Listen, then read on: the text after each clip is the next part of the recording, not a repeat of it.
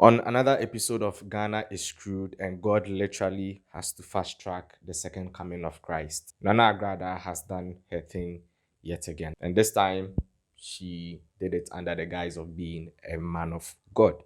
What do I think about this? What's what I am you Ibakumania? What the 1,000 Ghana de Quapa 1 billion? What you to pay pass? Mr. Ghana, I'm learning for the Ghana, please. What will I this woman? Because yes, to Galen, what the Abanu, one who called Yamana too. Yes, you want to be shot of Satam, and no, no, Scadasa, and two Sikasi, Quada. I see what to kind. A paiseta.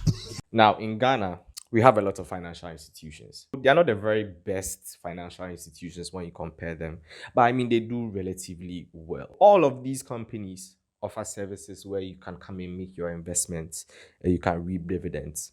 And I have never heard of any of these institutions promising to double, triple your money, because it's not possible. There's no investment that you can make in any institution or with anyone that can guarantee that you are going to double your money.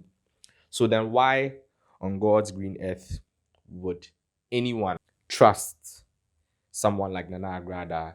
At some point, as Ghanaians really need to hold ourselves accountable anytime issues like this happen, because we've had numerous stories like this in the past where people have been promised that their monies are going to double. Literally nothing happens. The person who made a promise runs away with the money. The people who really contributed the money are left wanting.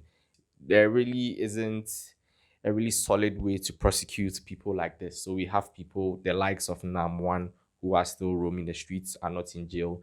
They are not being punished for their actions. So at some point, you're a Ghanaian, you've heard and you've seen issues like this in the past. So you need to hold yourself accountable. These things have happened in the past.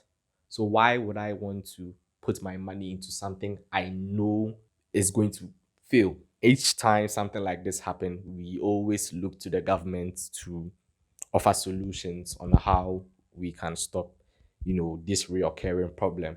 But at some point, we're going to have to look at ourselves and realize that when issues like this come up, we need to do our due diligence. Even with Nana Agradaa, you don't need to really do any due diligence, because you should know that it's not going to work and she's going to run away with your money. She did that when she was a fetish priest, and now she's done it as a pastor.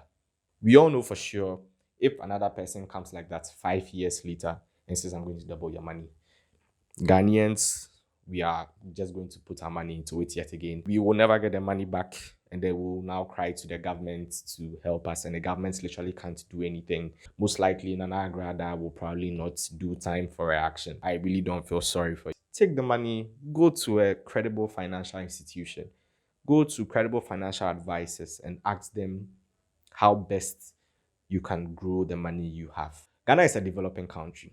Okay. Our institutions are not the very best. Okay. Our criminal institutions, they do fairly well, but then they don't do the best job. So you are going to have to bear some of the responsibility to make sure that you are not scammed. No one uses a dubious way to take your money. Those are my thoughts on Nana Agradaa. I don't feel sorry for any of you. Honestly, I laughed when I even saw the story. I didn't feel the least bit bad.